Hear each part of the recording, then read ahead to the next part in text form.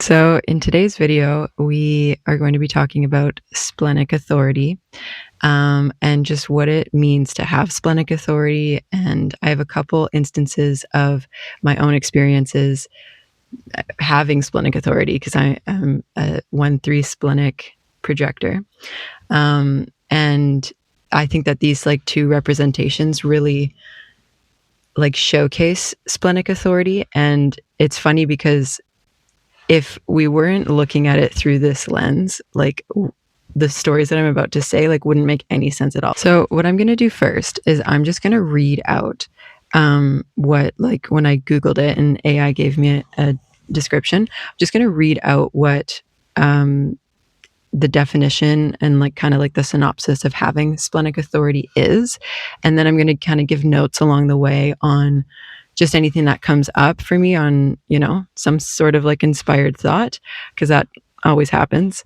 And then I'm going to talk about my, experiences. So I made some notes so we can be a little bit more organized this time. Okay, so it says, in human design, splenic authority means your decisions are guided by an instant, in the moment, intuitive whisper or physical sensation. I thought that was so interesting. They put physical sensation because I've intuitively known that. I didn't really have a, this is actually a new definition for me, because before, when I was doing all my research on human design, I was just going based on reading individual articles and then also watching YouTube videos. And so now AI is a thing, where before it wasn't. And it's giving me it's compiling a bunch of different articles together, which is so awesome. So I'm getting kind of new information, just packaged differently. It's from maybe articles that I didn't read, that I didn't come across, or maybe new articles, right? Because people are making new content all the time. I also wanted to give the definition of sensing, because I think it's really important just to have that clear in our mind. And so sensing is the process of perceiving physical or emotional stimuli. Okay, I'm just going to read that part only, because that's what it is. It's physical or emotional stimuli that we are sensing in the environment and that we are responding to. Okay, so we're kind of giving a framework to having splenic authority, because it's one of those authorities that's pretty abstract. It's kind of hard to pin down. And so I am wanting to pin it down. Let's work with it. Let's figure it out. Let's experiment with it. And then the more that we practice and the more that we learn, then the more insights we have and the better able we are able to implement it in our lives and actually have it benefit us, Okay, so governed by the spleen center, the body's oldest survival and awareness center. So the spleen is the body's oldest survival and awareness center. And it says it speaks only once and is deeply rooted in your physical senses, instincts, and present moment well-being. Okay, well, that's an interesting one maybe to come back to. But, I always have challenged this concept of it only speaks once, because, when something's not working and you try and force it to work, it's going to continue not working until you stop forcing it, right? Until you do something different. So in my experience, maybe that sensation will happen once, but the actual the sensation from the environment will happen once, but the feeling and the sensation in my body, that's not going away. And then also if I continue to go down that path, try and force the thing to happen, then I'm going to continue to have the feeling in my body, So that's something I'm still contemplating, because I really don't believe that it only speaks once. I don't really know why that's such a hallmark characteristic of the spleen, and why it's just being purported out there constantly without it being actually analyzed properly. Because in my experience as a splenic authority person, I don't have the feeling and I have the personal experience that it only speaks once. So I think that needs to be debated a bit more. I think it needs to be nuanced. Maybe in certain ways it only speaks once. Like I said, maybe the physical environment only gives you one indicator, but I don't know. We'll come back to that. We're not here to have all the answers. Okay. We're only here to analyze the certain situations that we have clarity on, and then to share what we know right now and our personal experiences. And then, when we figure out other stuff, we'll share about that, right? Um, and I thought it was interesting too, like, yes, physical senses check, instincts totally, and the present moment well-being. I don't know. I think I have to like mull that over a little bit, because I know that the spleen center is really connected to like your physical wellness. And that like if your physical wellness, I guess, isn't so great, that maybe it would interfere with your ability to like interpret the different senses, signals from the environment. So I don't know. I have to like think about that one a little bit more. So how it works: the spleen speaks only once, okay? Your intuition arrives quietly and does not repeat itself. I don't believe that. It gives you an immediate read on whether something is safe. Yep.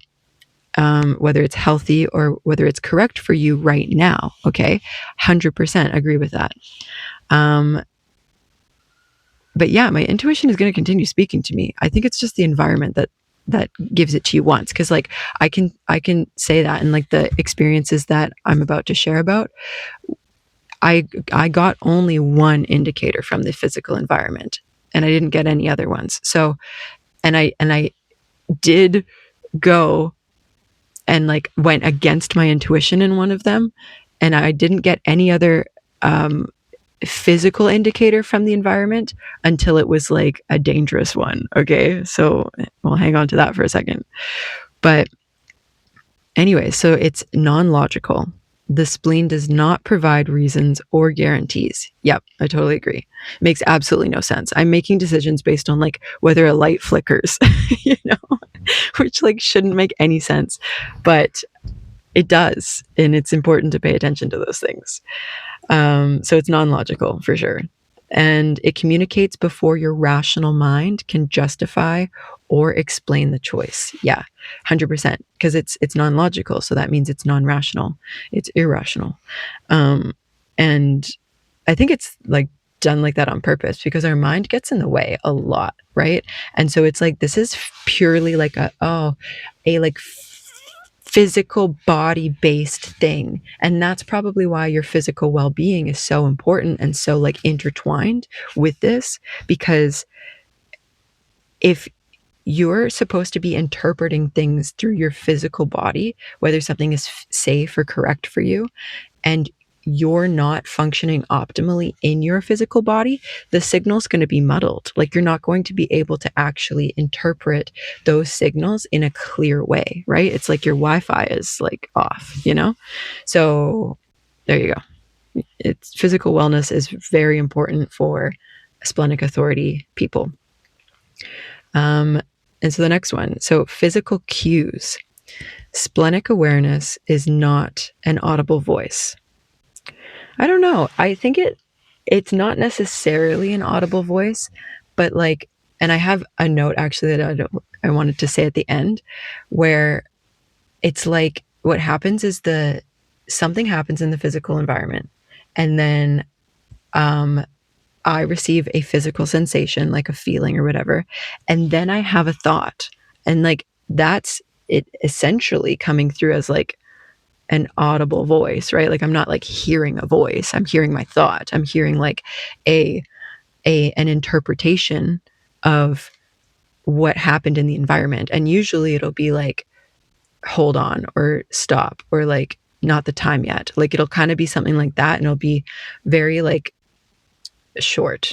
It's not like I'm getting like a whole like download of information, or like a whole like paragraph of whatever. It's like a little quick, like, and it's usually like wait. Like usually wait is the like word that I get. It's like pause or wait. And then what I do once I like receive that, the physical sensation, so the physical indicator from the environment, the physical sensation in my body, and then the thought to pause or to wait. And then what I do is I like scan, I like survey the environment, So I already was like scanning I guess, subconsciously, or like not in like, a complete way or whatever. Like I wasn't doing it intentionally, I guess. And then once I got that like indicator, that signal, then I was like, okay, we got to do a scan. And so then once I do the scan, I might get another physical indicator, like another indicator from the environment. And then it may have another indicator in my body, another sensation in my body. Yeah, I had to reposition because, like, man, that was not nice for my body. I hope the microphone, you can still hear me here. Anyways, so we're going to keep going. So yeah, your rational mind gets in the way, just finishing that one thing. So that's why it's like your physical body is the first point of receiving the information, so that your rational mind won't get in the way, right? So the number one thing to not do is to rationalize yourself out of the decision. Like if something is telling you not to go down that path, like don't use your mind to talk yourself out of it, right? Like it's like it came into your body specifically so that it would bypass your rational mind, right? And so then you go physical cues, okay? Splenic awareness is not an audible voice. Oh yeah, we read that already. It manifests through subtle bodily sensations, like a sudden tightening in the chest, an off-putting smell, a weird sound, a heart skip, or a sudden gut drop. Ooh, this is such a good, I'm actually going to read those ones again just so that we hear it, because this is such a good explanation of the physical cues, right?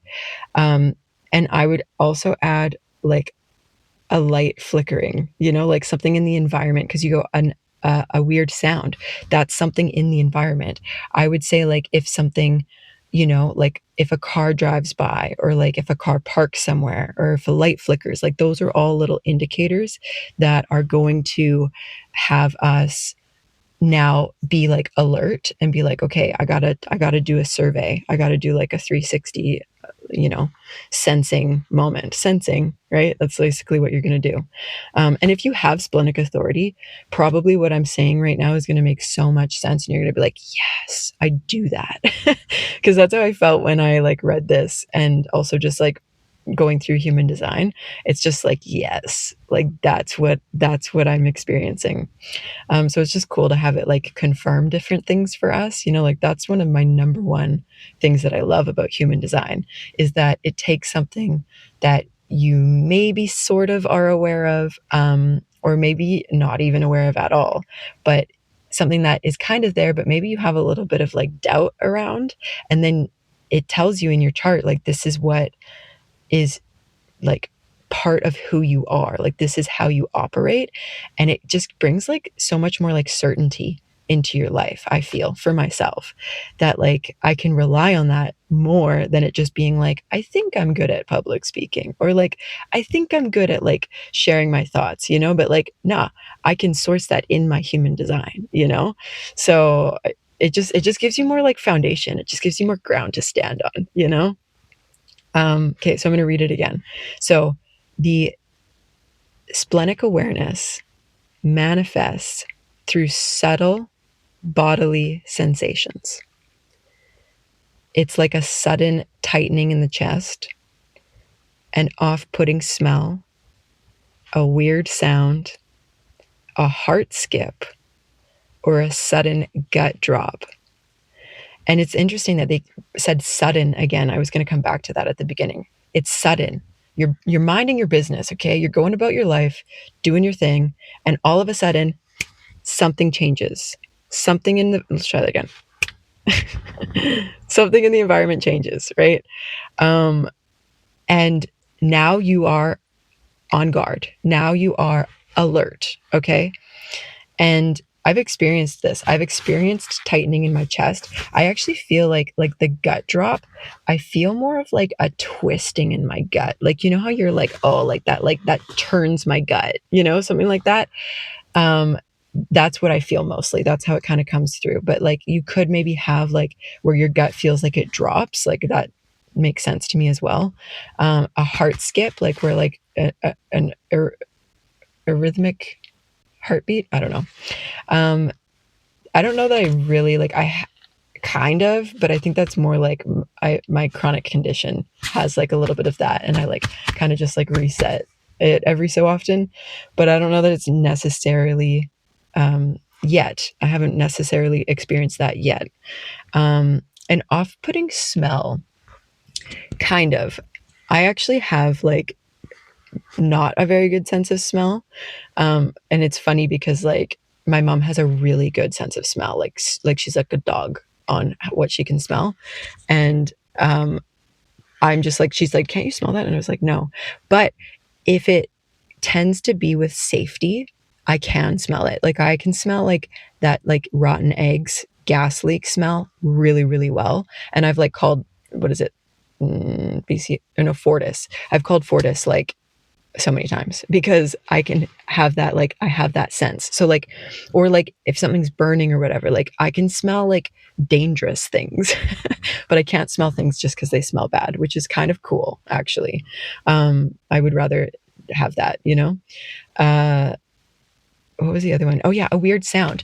I think sounds for me, that's the way that it like really communicates my splenic authority. And so maybe this is like it's always going to present itself differently, right? Everybody has their own little way of interacting with human design in general and just like their own human design chart, right? It's going to express differently because of all of the different elements that each person has that like puts together their, you know, chart.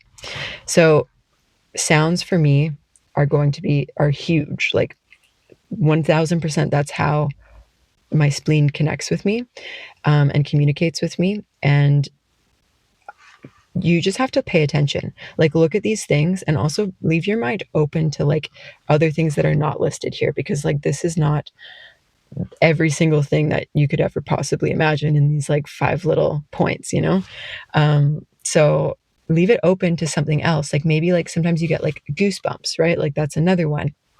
Oh, like maybe you could be nauseous. I've actually had that before where I feel nauseous.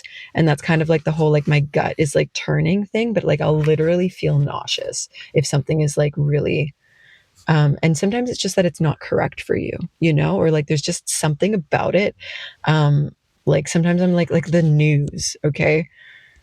The cadence of the news and like whenever like I don't watch the news, but like if it happens to accidentally come on, within seconds I feel like nauseous and like my stomach churns, you know, and I immediately turn it off. So that's like another like example, right? So pay attention to that for yourself if you're wanting to like, if you, I'm sure you have splenic authority or like know someone who does, otherwise why are you watching this video, right? So anyways, so now it goes the splenic experiment. Okay, that's what we're doing right now. I'm doing an experiment with my human design in general, but I'm also doing an experiment about like creating content online. So anyways, that's for another time. But so to make decisions correctly using this authority, you must stay grounded in the present moment. Love that. Okay, so is it like the 4323 channel? I have this like whenever I read like one little thing, I like make all these connections in my mind and I go and I take this thing over here and then I apply it to that thing over there. And even though the information I'm about to tell you is not actually listed here, I think that it makes sense to connect these two ideas. Okay. So it says you must stay grounded in the present moment. Okay. For me, that means meditation, mindfulness practicing, nervous system regulation techniques are going to be freaking huge for splenic authority. And I kind of have heard that before. I just can't really remember where or like if it was specifically in reference to the spleen and splenic authority or if it was referencing something else in my design, because someone has told me that before, that like you're going to really benefit from meditating, you know? And I do. I definitely need to meditate more. And there are times where I am like really in a good rhythm with it and I can feel the effects of it. But that's the reason. It's not just because you're going to like, yeah, meditation's great. Cool. But why? Why is it important specifically for grounding yourself in the present moment, right? And so, and especially mindfulness. Like, you go, of all of the types of meditation, mindfulness meditation is the top one that we should be doing, because basically mindfulness meditation is sensing your body. It's sensing the environment. It is being mindful of what you're experiencing, you know? And so when I'm there and I'm meditating and I'm going like, oh, like even like right now, like the more you get in tune with your body, like your proprioceptive system, the better able you're going to be to interpret like your splenic authority and the sensations and cues in the environment, and in your body. Because yeah, I kind of lost my train of thought, but like your proprioceptive system allows you to basically sense where your body and like your limbs are in space and like interacting with things around you, you know, like how close like my hand is to the steering wheel, kind of things like that, but like, you know, more nuanced, more in depth. And like it's really important for like balance as well. But anyway, so when you're like being mindful of like the sensations you're experiencing in your body, um, while you're meditating, right? So you're basically practicing. And then also like anything in the environment, like if anything changes and you like hear something and you kind of just notice like, oh, like maybe like some birds are chirping, or like maybe like someone's power washing outside. Like it kind of just is you essentially honing your skills of um, being perceptive and like being aware of your environment and interpreting those signals. And so actually like exercising is really important for your proprioceptive system. And then for balance as well, like your vestibular system is also important for like sensing, you know, the position of your body. So I'm kind of taking all these different like components and adding them together because they're all related, right? Like they're all linked. So if in my mind, even though that it didn't say any of that stuff here, I'm like, definitely it's accurate, because if I take a true fact over here and then I take a true fact over here and then I merge them together in the middle, then doesn't that kind of make like a third true fact, even though it's technically like not been like explained anywhere? I think so. But like that's only like that's my personal experience. This is my personal opinion. So like don't take it as fact. It's just me sharing. And also that could be something I could experiment with. Like I've definitely been doing nervous system regulation techniques, but that's also a way to ground yourself in the present moment, because like when you have a dysregulated nervous system, that's like the thing that disconnects you from your body and from the environment, right? So those two things literally that we need to be connected to, our body and the environment, as someone with splenic authority, then having a dysregulated nervous system is actually like dangerous, but also it's just like a disservice to your strengths and to your superpower and to like your ability to make decisions, you know, because that's really what it kind of all comes down to. Is something going to be dangerous for me? Am I going to be unsafe? Is it going to be like not correct for me? Or is it just something that I need to make a decision for that like actually would benefit me? And so, you know, by making decisions that or by, I guess, by not making the wrong decision, you're making the right decision, right? I guess that's kind of how it would come up with. So yeah, so then the next section is do not sleep on it, because the spleen is entirely present focused. You are actually designed to be spontaneous. Yes. And so this is why the solar plexus and the spleen are like basically opposing one another, which like adds a whole like complication factor if you have both of them defined. So like that's, I don't have that experience, but I feel like people who have both the spleen defined and the solar plexus, their emotion center defined, I think they need to really do like deep work on this and like share about their experience, because you're basically like living one big contradiction, you know? So you have to balance both sides, because the solar plexus requires that you sleep on it. It needs time to decide. It needs more information. It needs additional data. But the spleen says, do not sleep on it. it's entirely present focused. It's entirely in the moment. And you're designed to be spontaneous. And that's why it is 11:45 p.m. right now. And I'm recording this video in my car. Okay. Because I am doing it in the moment. This is the spontaneous moment that the inspiration arrived to make this video. And we're rolling with it, right? And it's 100% true. I could not sleep on this and then decide to make this video tomorrow, but I am hacking the system, okay? And I'm actually going to make a video after this video where I've like wrote down my notes on how like this whole video right now came to be, because what I'm doing right now is I'm refining my system. Like I'm refining my content creation process, right? Protocol. So anyways, if you're interested in that, go and watch the other video, because both of these videos are going to be recorded right now and posted right now. Otherwise, it's not going to happen. So next, okay, overthinking, waiting for clarity, or sleeping on a decision gives your mind too much time to talk you out of your initial knowing. Whoa. I actually have something really big to talk about on that subject, but it's too big for this video right now. But I had actually a situation where I immediately knew like my stance on this thing.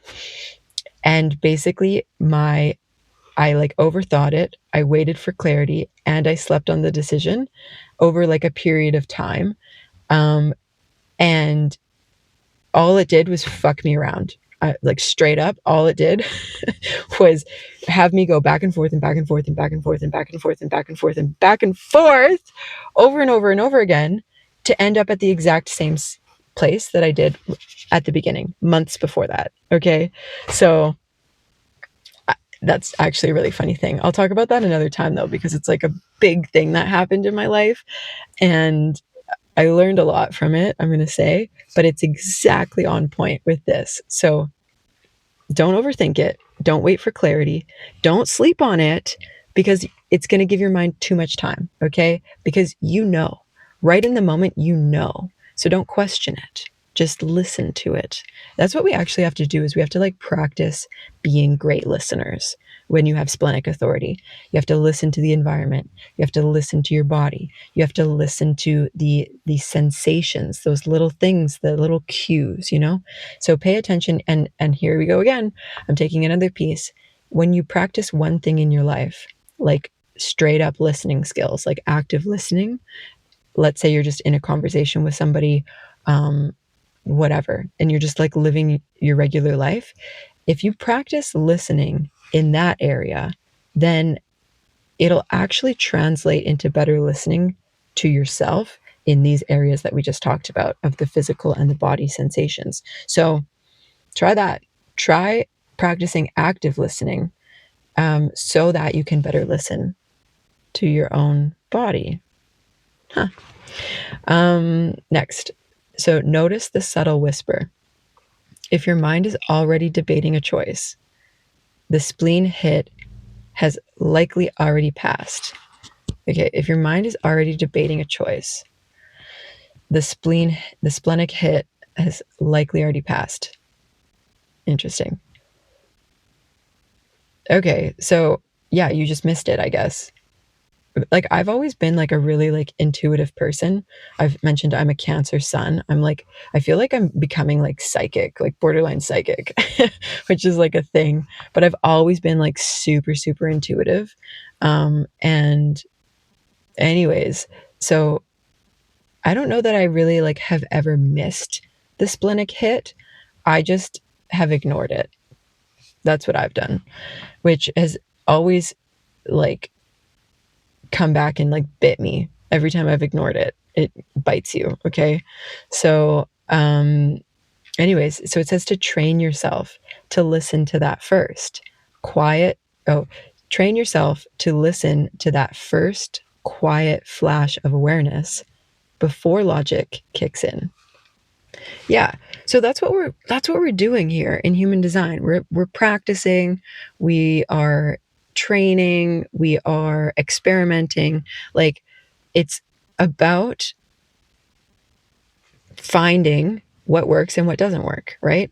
And so by practicing listening, you are able to listen to that, like, because it's subtle, right? Like these are like little nuanced things that are happening. And so if you're someone who is not really in tune with their body, or who has a dysregulated nervous system, or maybe who doesn't exercise often because exercising helps us get in tune with our body, the physical sensations of our body through the proprioceptive system.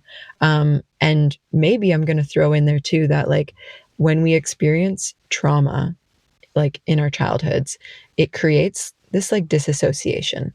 And actually, even though I've always been a very intuitive person, I experienced many, many years of disassociation. And I have experienced, my childhood was, a thing, even though it was very good. We're not going to go into like a whole bunch of things, but there was definite like trauma and disassociation that took place as a result. So I was like actually really, really disconnected from my body, like heavily disconnected from my body. And so it wasn't until I started focusing on my health, and just meditating actually was a big one in connecting to my body, exercising, um, and eating differently. That was a huge one as well, because I have a lot of food intolerances. And so when I started sensing what was like how my body would respond when I would eat certain foods, that just like gives you more data, right? It now, like, we're constantly in communication. Well, actually, our body is constantly in communication with us. We're just not always able to hear it, or like we're just, the signal, right? We're here to like get the signal going again. We're here to like get the Wi-Fi signal strong. And so, like I said, those are the ways that you do it. And so eating differently, because when I eat something that I'm intolerant to, it creates inflammation in my body. And the condition that I have, Ehlers-Danlos syndrome, is basically like an inflammatory condition. Like it's centered around inflammation and then like a ton of other things. But so when I eat something I'm intolerant to, create inflammation in my body, and then am like in pain because of the inflammation, I am not able to sense my body. Like this literally just happened the other day, actually. And it was because of sleep. It wasn't actually even because of um, eating something, which is very interesting, because when I when you don't sleep, that also causes inflammation. Okay. And so I hadn't slept. I was like, had this like deadline that I had to meet, and it was like this like wild experience and whatever.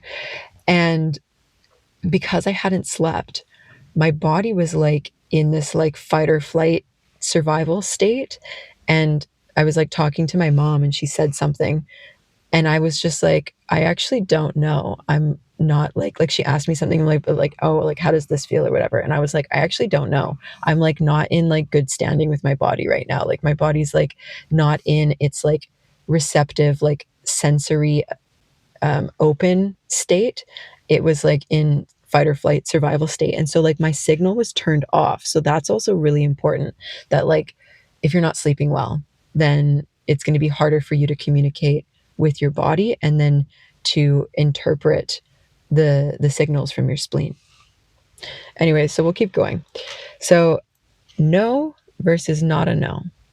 The spleen's main job is to keep you safe and healthy. It often alerts you when something is not right for you. If your spleen gives you a quick warning, listen to it. Okay. Yeah. And so that's like definitely, I've heard that before, where it's not like it's necessarily giving you yeses. Like I have gotten yeses before, where like things just feel like everything's moving smoothly, or like it's a good confirmation sign. Like there's like, there's like signals of positive confirmation, like burping is actually positive confirmation, funny enough. And like beeping, like a crisp beep, that's a good confirmation sound.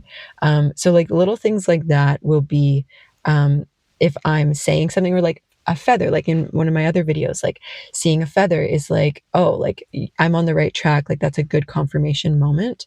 And my light died, hang on a second. Oh, it's cool. It just turned off. I guess there's a timer on it. Who knew?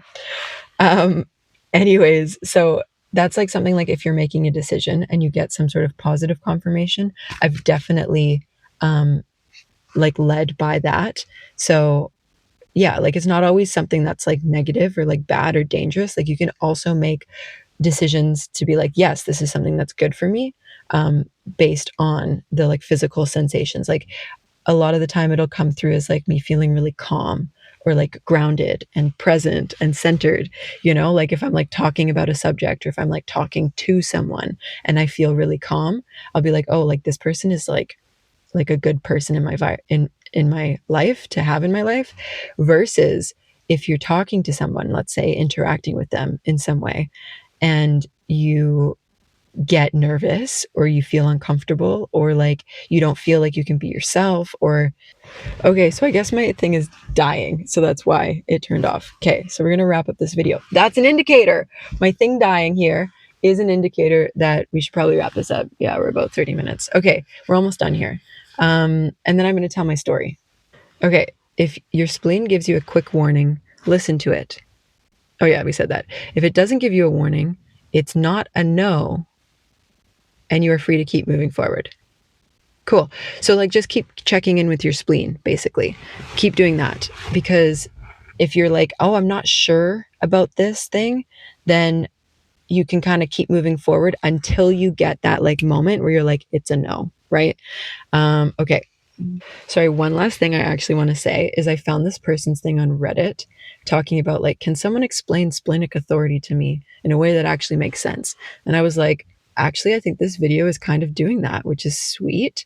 But basically, they ended it by saying, can someone help me understand these kinds of contradictions? Because basically they have like their profile things contradict, and then they're supposed to like be with people but also be alone, and like that was one of my things that like really messed me up when I first started learning about human design, was like, um what, how am I supposed to do this and do that when this thing says be like structured? Like my personality is actually like very structured. I like have desire motivation, and um I like things being like orderly and linear, and so it's been difficult for me to like figure out how to work with being like a quad right and someone who has an undefined will center, because so much of that is being like, just go with the flow, like show up in the moment for whatever wants to express itself. And so at the beginning I was like, I don't get how both can operate together, but I am understanding it now because I have structure. I'm bringing structure to flow is basically what I'm doing right now. And in the next video, I'm going to explain that as well, which I think I spent a little bit too much time on this video because I still have one more to record, because I think it's really valuable to be experimenting with how to create content consistently, like without having it fit into like a machine, like a linear, just like get up and grind and like post every day and like do all the things that like the Matrix tells you to do. Like, just how do you make it work for you, right? Basically, that's what I'm doing in my experiments. Is like, how do I make this system work for me? How do I take the things that make sense and that feel natural and that are like working at the beginning, and then how do I honor the system while also honoring myself? Like if something doesn't work or if it doesn't make sense, like just kind of like putting it to the side until I have more information so that it does make sense afterwards, like not trying to force it to happen right away, right? So yeah. Okay, so the way that this whole thing started, actually, I didn't even plan on reading out the description, but that was excellent. I think I'm probably going to do that every time when I talk about different parts of my chart. But all of this started was like a couple days ago. I went to just go water the plants outside. And I have like a watering can, like a watering thing in my garage. And as I went to pick it up, I heard this like super loud screeching sound. And I was like, whoa, that was weird. And so that was my physical cue, my physical indicator to be like, pause, check out the environment, see what's going on here. And when I looked to the left, yeah, because I was facing this way and I looked to the left, in the like the kind of like distant area, I saw like this parked car and it had its like red brake lights on. And that to me, like once I saw that, the sensation that I received in my body was, it's not time yet. It's not time to water the plants. Like, don't do it. And if you look at those components, it would be like, what? That doesn't make any sense at all. Why would you decide not to water your plants because you saw a parked car and red brake lights in like a distant area, you know? But those little things are not as important. Like, it's good that I read out the description beforehand because now we have context to work with, that it was about the sensation I received in my body. I received a sensation of danger. And I don't know why either. Like, the sensation was like, the sound was weird. It was a weird sound. And I looked and I saw red. And I was like, to me, the sensation I received was like, something's dangerous, something's wrong, something's like off, you know? And that's how it felt in my body. It felt like I felt a little bit unsettled. I think that's kind of the best way to describe it, is I just felt a little bit unsettled. And it just kind of like didn't sit right. It like just didn't sit right in my stomach, in my gut, right? I didn't get like a turning. I didn't get like a drop. Something just didn't sit right. So maybe that's all you have to listen to, is just like, does it just feel like something's not sitting right? Right. And so I decided not to water my plants. I put the watering can down and I was like, okay, I'm going to sense when it's safe to water my plants. And I did some other things. Like, I was like doing whatever. And then I came back to it and I looked and the car was now gone. And so I did another like survey of the environment. And I was like, I should be doing this like every time before I leave my house, which is funny because I've never thought this way before. But I think that this experience was to tell me to like do like a survey because I can like see out of my garage, you know, like there's like windows, right? And so I was like, instead of just like walking outside without sensing for safety, now I'm like, I'm going to check through those windows whether it's like safe in the environment for me to like leave my home to like do whatever I'm going to do, right? And like that kind of sounds weird to say, but I actually think it's a really important practice, especially for splenic authority people, you know? But I think for everyone, like, check outside before you just like walk out, you know? You never know what's there. You never know what's there, okay? And I'm about to tell you a story about that as well.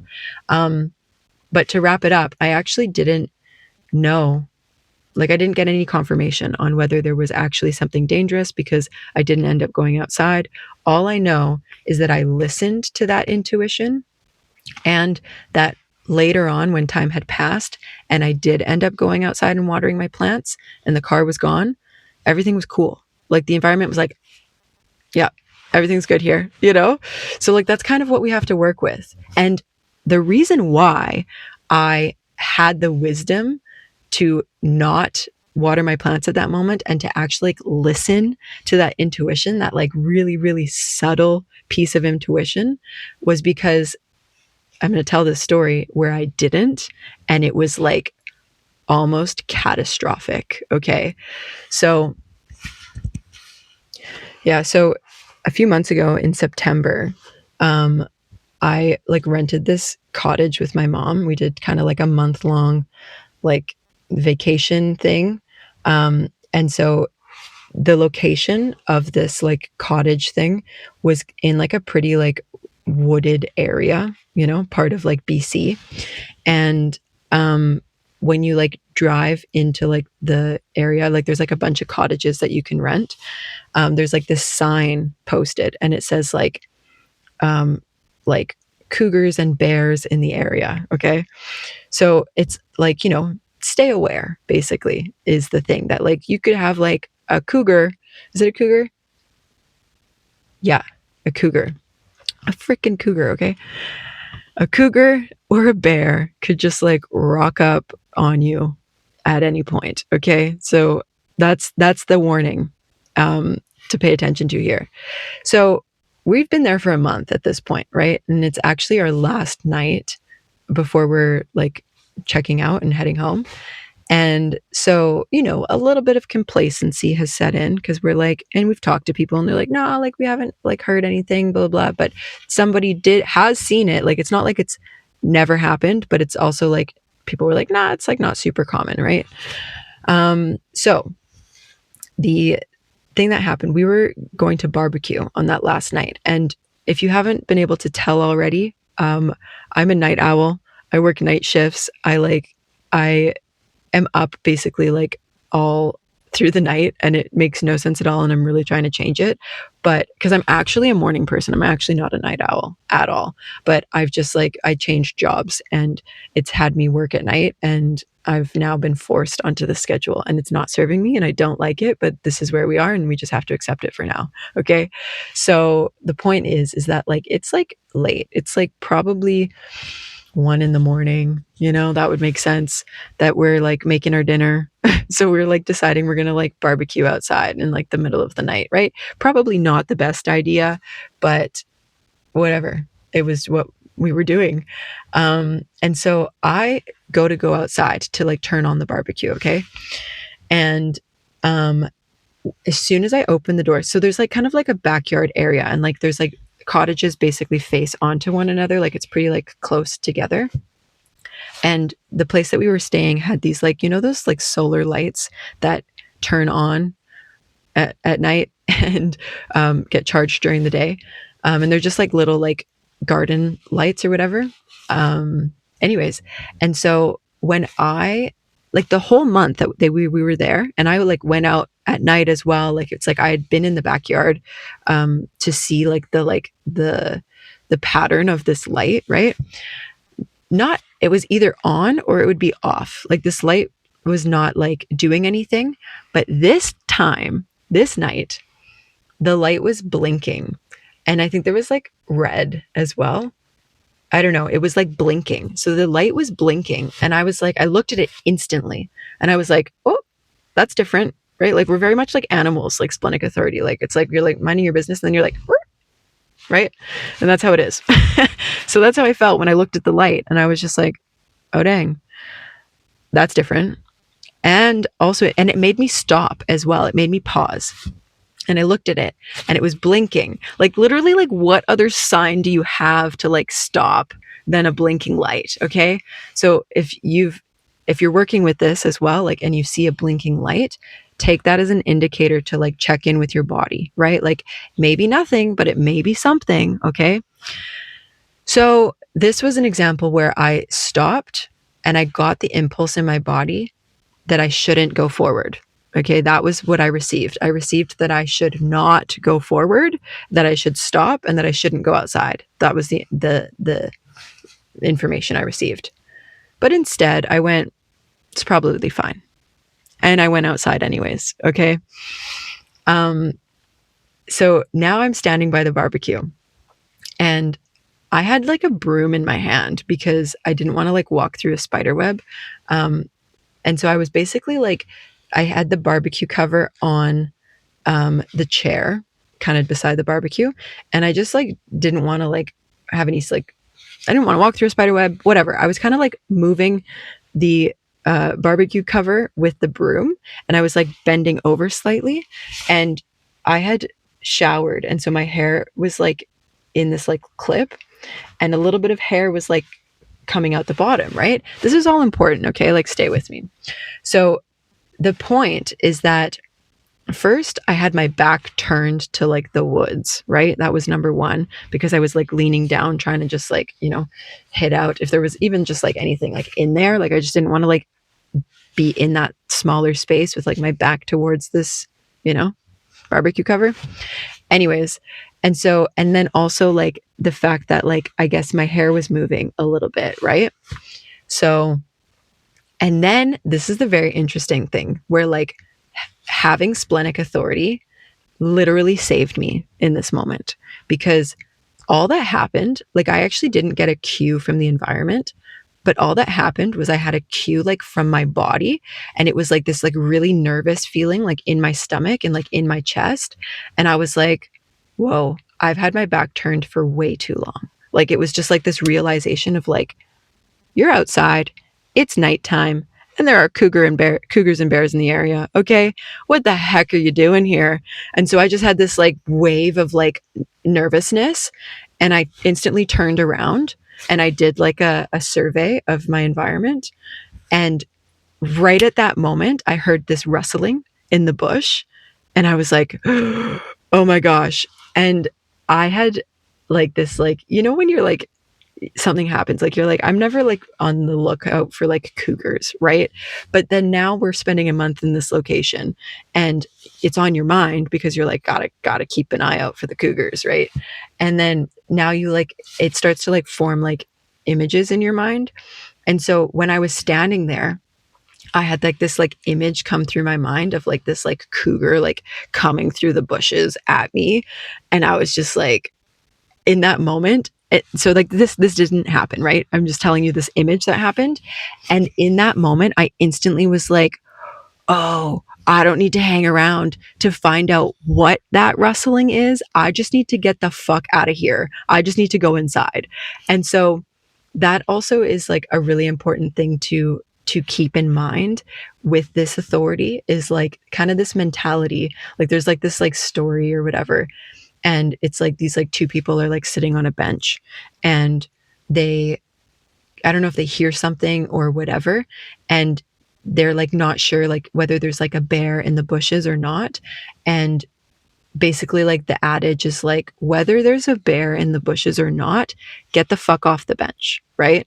So that's the mentality to keep if you have like splenic authority, is like, whether you actually get confirmation or not of something dangerous in the environment, get the fuck out of there. Okay, don't stick around to find out whether there is something threatening in the environment or not, because this is what happened. And this all happened in like that much time, like the split of a second. Okay, I turned around, I surveyed, I heard the rustling in the bushes, I paused for like 1 second, and then I went, I gotta get out of here.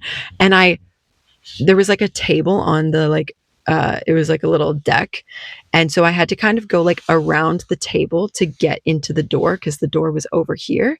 And I was like scurrying, like I like scurried. And right at that moment, from like my peripheral vision, I saw something coming towards me, and I like kind of like ducked this way. And then I just continued like scurrying to get inside. And then now that I'm in, like, and I like got inside and I closed the door, and then I heard like this like thud. And I was like, okay, I'm inside. And like, I had to check. Like, I was just like, I just like opened the door quickly to like peek out. And I saw this absolutely fucking massive owl. And the only like part that I saw was the owl like on the deck, because it had landed, right? So like I heard the thud and I like quickly opened the door. So it landed on the deck, and then it like launched itself up. And as it went this way, because the door was open while I was seeing this moment, I saw like these absolutely fucking massive talons on this owl, like these two like fucking claws. Okay. And then the owl was gone, and I closed the door, and I was standing there like, holy shit, that was so fucking close. Like, had I waited a second longer, I would have been right in the flight path of that owl. And actually, what I really think happened is, because number one, I was like, I pre-sensed that there was danger, because I was just like, I had this awareness that I was like, whoa, my back has been turned. So I think that the owl was like thinking I was some sort of animal, like with my like hair kind of like out like that, and like moving around, kind of crouched down. And so I think the owl was like watching me. And then when I turned around, because now I'm like, oh my gosh, I have to check out, like anything could have been behind me, you know? And right in that moment when I turned around, I think the owl was like, okay, gotta go like get my prey now, you know, gotta go like swoop down and like grab my food. And because I heard the rustling, And I think that the rustling was like the owl kind of like getting into position. And because I didn't stay in that spot, like I didn't like give the owl enough time to like perch properly, like to like prepare properly for its like swooping down. Like it's like that's how like owls like eat and like get their prey, is they like dive bomb and they like pick up their food, you know? And so but they have to like prepare, right? Like with everything, like you have to like get like into the right spot so that you can get the right trajectory, right? So that you can like get your food. So because I like listened to my spleen and I immediately responded and I just like started like scurrying to get inside, I think the owl didn't have time to like position itself like totally properly. And so it just had to like go because I was leaving, right? And so that's how I missed. Like, it was way too close for comfort. It was seriously like the closest I have ever gotten to be like seriously physically harmed, you know? And that would have been like a serious, like it could kill you. Like my mom was researching it afterwards. Like when people are attacked by owls, um, they typically go for their face. I don't know why, for whatever reason. And you typically have like carotid artery issues, injuries, which is massive. Okay. And not to mention, like, even if let's say it wasn't like huge wounds, it's a huge issue to be attacked by an owl. Okay. And this guy was coming straight for my face. Okay. The flight path, and I looked at the math afterwards, like what, like the next day when I was outside, and I had the broom, so like I kind of maybe could have like ducked and like maybe he could have gotten like my hand or my arm, or like fuck, like that's not better, but like kind of better. But the trajectory of it, like I was exactly where the owl went. Like I was there 1 second before the owl arrived, and he would have, like, we would have met like right like this. Okay. So yeah, super glad I got inside. Super glad I was able to actually see the owl afterwards, because I did want to know what was in the bushes, what was the rustling, right? So I got my answer, because we always want to know, but like, let me tell you, it's not worth it. Like with the other example, I don't know why I didn't go outside that night to water my plants right at that moment, because it changes from second to second to second. It changes. Maybe that's the thing where it goes like it only speaks once, because like everything is always changing. Like from 1 second to the next, the environment can be totally different, right? Like 1 second, I was totally safe on the deck thinking I was about to barbecue some food. And then 1 second later, I could have been attacked by an owl, right? So like timing is everything when you have splenic authority. That's the number one thing to keep in mind, is like, do not disrespect timing. Because timing will save you. Timing will keep you safe. Okay. Yeah. But I just like, I think that was such a good example of what it's like to have splenic authority, and like a true, genuine confirmation of like how it can keep you safe, and why it's super important to really listen to that, because we don't know what it's protecting us from. And like, better to not know and to be safe than to have a close call or to actually be harmed in some way, right? Like, just like listen to your spleen, even though it doesn't make sense, right? Okay, so the final thing I want to say in this video is that I made these notes saying like interpreting the signals from splenic authority, because I think this is like step one. This is like the most important thing, like getting in tune with what the signals are and then what they mean, right? So step one, something in the environment changes, right? So a light could come on, a light could flicker, a car could drive by, you could hear a sound, like something happens, okay? Number two, you receive a feeling right after that catalyst happens, right? So the feeling is going to be in your body, typically.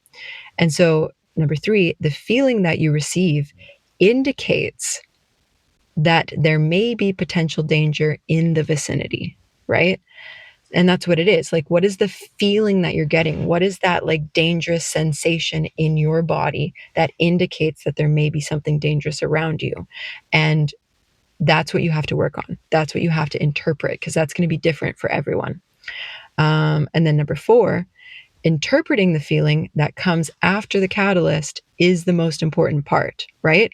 Because you have to be able to discern, why am I feeling nauseous? Why am I feeling like my gut is turning? It's like, okay, that for me indicates that something's wrong. And then I have to go and connect it with the catalyst that happened, like with in the garage, where I looked at this parked car and I just got this like weird feeling. And that weird sound had happened just before it. So for me, 1 + 1 = 2, and I'm not going outside. And then the 5th one is taking action on the impulse that comes after the feeling, because that's what's actually going to keep you safe. In the owl story, I took the wrong action. My feeling in my body was to not go outside, right? And I didn't listen to that impulse, and it almost ended in a devastating way. And then number 2, when in the garage, the feeling I got was to not go outside, and I listened to it, right? I will never not listen to that now, because there could be an owl in the bushes, okay? That's my mentality now. There could be an owl in the bushes that might be there waiting to, have me for dinner, okay? So that's what I'm always going to listen to, because I don't need another example. I really don't. I don't need to be proved wrong again, because I will 1000% listen to that. And I have, since that moment, it's made me so much more in tune with listening to like those little signals that don't make any sense. And maybe we kind of have to have that brush up with like a close call to actually be like interpreting the signals properly. Or you could just like take it from me as a 3rd line profile to be like, don't do that. It's like, just don't. It was so scary. It was like I said, like the closest I've ever been to being seriously physically harmed. And I just like, I never need to have an experience like that again. So I will listen to flashing lights, and I will listen to parked cars, and I will listen to brake lights. I will listen to all of those things all of the time, because you never know. You never know what it could be protecting you from.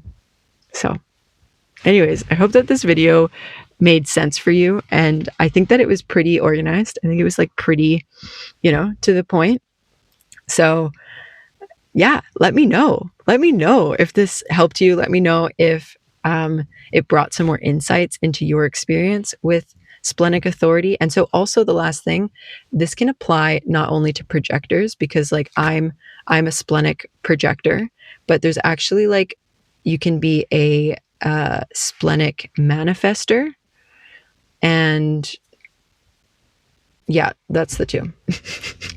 So you can either be a splenic projector, or you could be a splenic manifester. So if you're a manifester and you're watching this video, this may have brought some awareness to you as well, right? So let me know if it did. Let me know if it does. And let me know if you experiment with this, and like if something happens that you get like some sort of confirmation in it, of like, whoa, like I almost did this, and then because I listened to the sensation, I didn't, and then that ended up happening.